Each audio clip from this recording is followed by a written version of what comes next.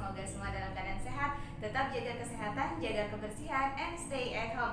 Baik, hari ini ada pelajaran fisika kembali di kelas 10. Materi hari ini mengenai gerak melingkar. Ya, tapi sebelum kita masuk ke dalam pembahasan materi, jangan lupa like, comment, share, and subscribe.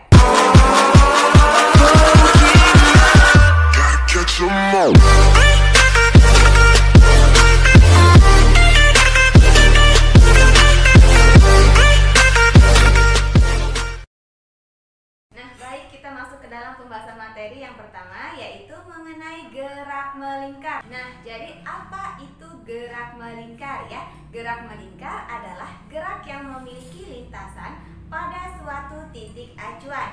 Gerak melingkar sendiri dibagi menjadi dua, yaitu gerak melingkar beraturan atau GMB dan gerak melingkar berubah beraturan atau GMBB. Baik, yang pertama kita akan membahas mengenai GMB atau gerak melingkar beraturan. Jadi apa itu GMB?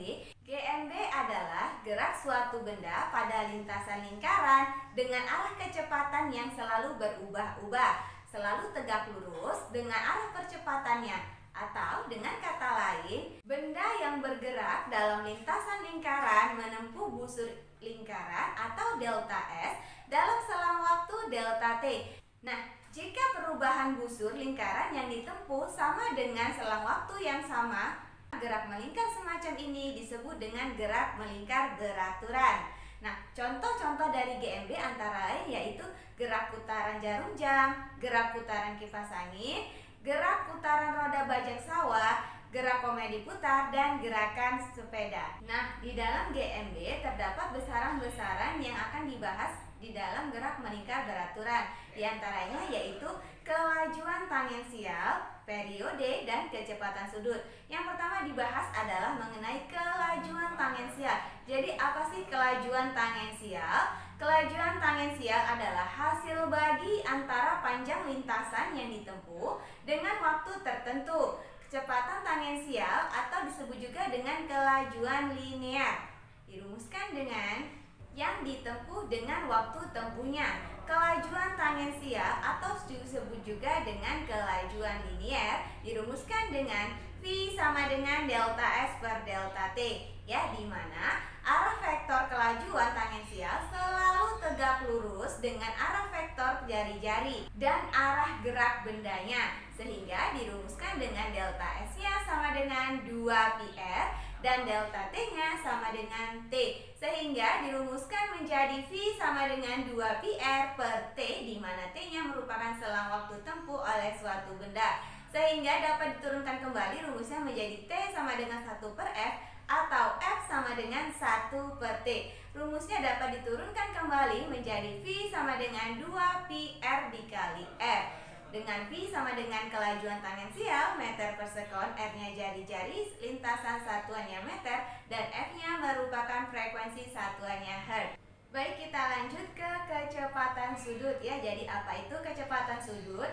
Kecepatan sudut merupakan besar perpindahan sudut delta T dalam selang waktu tertentu, sehingga dirumuskan menjadi omega sama dengan delta T per delta T, di mana ketika delta T-nya sama dengan 2π radian dan delta T sama dengan T, maka rumus dapat diturunkan menjadi omega sama dengan 2π per T. Nah, ketika T-nya diubah menjadi 1 per F, maka rumusnya dapat diturunkan kembali menjadi omega sama dengan 2πf. Ya, jadi sehingga diperoleh hubungan antara kelajuan tangensial dengan kecepatan sudut. Dirumuskan dengan V sama dengan 2πr per T atau V sama dengan 2πr kali F, sehingga rumusnya dapat disederhanakan menjadi V sama dengan omega dikali R, dengan omega sama dengan kecepatan sudut satuan radian per sekon, V-nya kelajuan tangensial atau kelajuan linear satuan meter per sekon, T-nya merupakan periode satuannya S, R-nya merupakan jari-jari satuannya meter, dan F-nya merupakan frekuensi satuannya Hertz.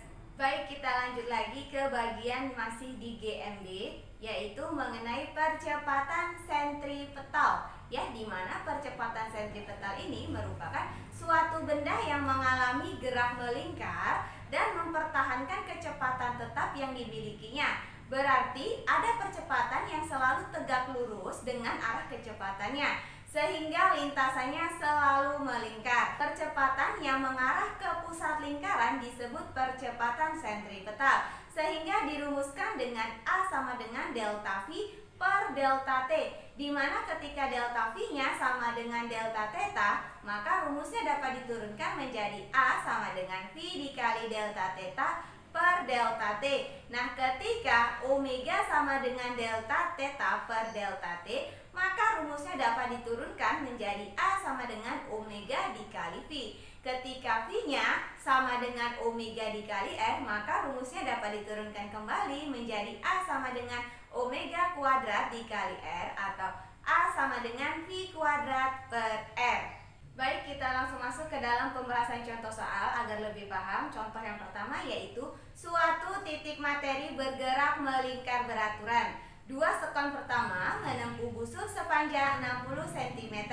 Jika jari-jari lintasan 5 cm, tentukan yang pertama kelajuan tangensial, yang kedua kecepatan sudut, dan yang ketiga sudut pusat yang ditempuh. Nah, langsung saja jawab. Diketahui T-nya sama dengan 2 sekon, S-nya sama dengan 60 cm, sama dengan 0,6 meter. Kemudian R-nya sama dengan 5 cm, sama dengan 0,05 meter ya. Sesuai dengan satuannya sudah kita ubah, langsung saja jawab. Yang pertama, kelajuan tangensial simbolnya V, di mana V sama dengan S per T, sama dengan 0,6 per 2, sama dengan 0,3 meter per sekon. Selesai untuk yang A. Lanjut ke yang kedua, yang B, yaitu kecepatan sudut, di mana omega sama dengan V per R, sama dengan 0,3 per 0,05, sama dengan 6 radian per sekon. Selesai untuk yang B. Lanjut yang C, yaitu sudut pusat yang ditempuh. Maka theta sama dengan S per R sama dengan 0,6 per 0,05 sama dengan 12 radian. Atau dengan cara lain, theta sama dengan omega dikali T, sama dengan 6 dikali 2 sama dengan 12 radian. Selesai. Nah, baik, setelah tadi kita sudah membahas mengenai GMB, kita lanjut ke GMBB atau gerak melingkar berubah beraturan. Jadi, apa itu GMBB? GMBB adalah gerak suatu benda yang menempuh lintasan yang melingkar dengan kecepatan sudut berubah-ubah dan percepatan sudutnya tetap. GMBB biasanya berlangsung dengan didahului oleh gerak melingkar berubah beraturan yang dipercepat dan diakhiri dengan GMBB yang diperlambat. Nah, pada keadaan awal, benda yang mula-mula diam kemudian bergerak melingkar dipercepat sehingga mencapai kecepatan tertentu. Nah, ketika bergerak menggunakan kecepatan sudut sehingga mencapai kecepatan sudut tertentu. Nah, jadi ketika bergerak melingkar kecepatan sudut dipertahankan, namun jika benda tersebut akan berhenti, maka kecepatan sudutnya berubah dan gerak berubah menjadi GMBB diperlambat. Nah, pada GMBB, sudut yang ditempuh tiap selang waktu besarnya tidak sama, sehingga kecepatan sudutnya atau omega berubah-ubah. Dengan demikian, kelajuan tangensial atau V selalu berubah-ubah. Nah, perubahan kecepatan tiap satuan waktu disebut dengan percepatan sudut atau alfa. Maka alfa sama dengan delta omega per delta T. Nah, lanjut lagi, kemudian perubahan kelajuan linier atau tangensial tiap selang waktu dinamakan percepatan linier atau percepatan tangensial, sehingga dirumuskan dengan alfa sama dengan delta V per delta T. Baik, selanjutnya hubungan antara percepatan sudut dan percepatan tangensial, di mana dirumuskan dengan alfa sama dengan delta V per delta T, di mana delta V-nya sama dengan delta omega dikali R, sehingga rumusnya dapat diturunkan menjadi alfa sama dengan delta omega dikali R per delta T.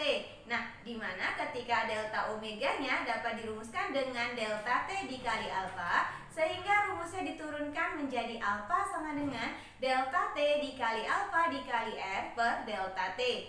Atau secara sistematis dirumuskan disederhanakan dengan alfa sama dengan alfa dikali R. Nah, hubungan antara keduanya dapat dirumuskan dengan omega T sama dengan omega 0 ditambah alfa dikali T.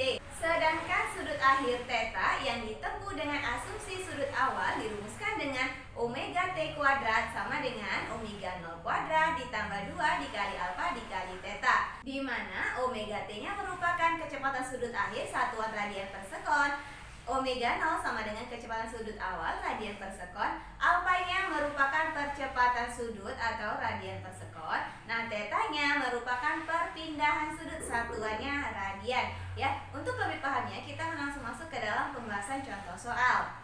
Nah, baik, contohnya adalah sebuah benda bergerak melingkar berubah beraturan dengan kecepatan sudut awal 20 radian per sekon. Nah, jika benda tersebut mengalami percepatan